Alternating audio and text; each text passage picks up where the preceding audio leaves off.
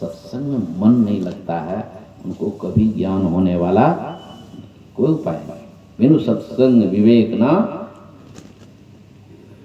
श्रवण ज्ञान जिनको होता है तो भी मजबूत नहीं है, वक्त में काम नहीं देगा। सुना हुआ ज्ञान काम नहीं देता है। कुंभकार जिस तरह कच्चा घड़ा आज ही बनाया है, कोई खरीदेगा, कोई काम का है, नाम तो पड़ गया घड़ा।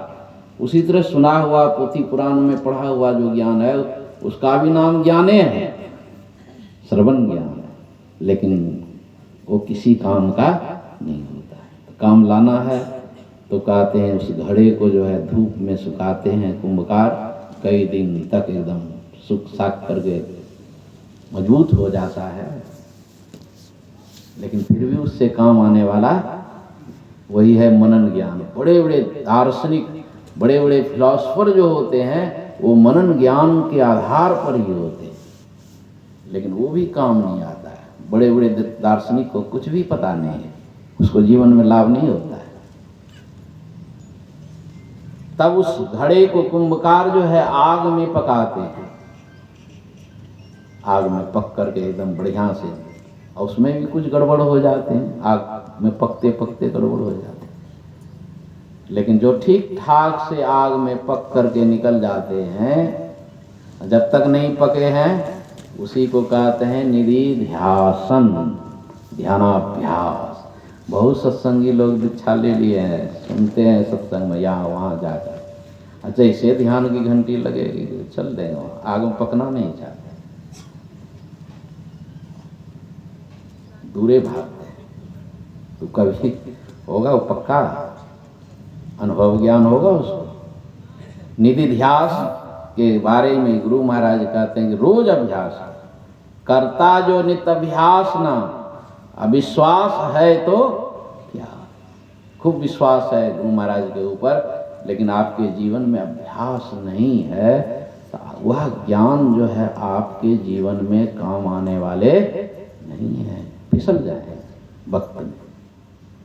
जो काम नहीं करने का वो काम कर देंगे, फिसल जाएंगे। तो अनुभव ज्ञान अंतिम ज्ञान है, जहाँ की आत्म साक्षात्कार होता है, आत्म सुख होता है, आत्म बल प्राप्त होता है, आत्म ज्ञान मिल जाता है हमको, वही एक असली ज्ञान है आत्मज्ञान। यदि आत्मज्ञान में अभी कुछ विलंब है, थोड़ा सा भी हट करके है, तो कबीर कहते हैं आत्मज्ञान बिना सब सुना। इधर सब डिग्री खत्म, इधर का सब ज्ञान समाप्त। एक आत्मज्ञान नहीं है तो आप एकदम समझ लीजिए कि 0 पॉइंट में घूम रहे हैं। अरबपति हो खरबपति हो कि कोई हो, 4 18 9 पढ़े, खटपड़ गमाया मूल, सुरत शब्द चिन्ह बिना, ज्यों पंछी चंडूल। सृष्टि में पक्षी, चंडूल पक्षी का नाम भी आता है, एक अलल पक्षी का भी नाम आता है। रोज गाते हैं उल्टी अलल तुलसी तन, सृष्टि में ऐसा, वो धरती पर कभी आती नहीं, आकाशे में।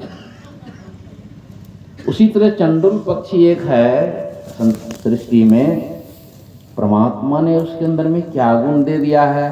कहते हैं कि आप जिस भाषा में बोलेंगे, जैसे बोलेंगे, बच्चा बोले या बूढ़ा बोले, स्त्री बोले, कोई बोले दुनिया में, जिस जैसा बोलते हैं ठीक वैसी ही आवाज में वो चीज बोल देगा। ये चंडूल पक्षी,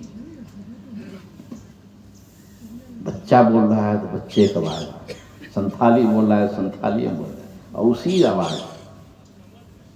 ये तो पुराण की जो भी ज्ञान है, 4 18 4 वेद, 18 पुराण, 9 व्याकरण, 6 शास्त्र, 4 18 9 पढ़े, खटपड़ गमाया मूल, ये सब पढ़ करके जो है मूल गमा दिया।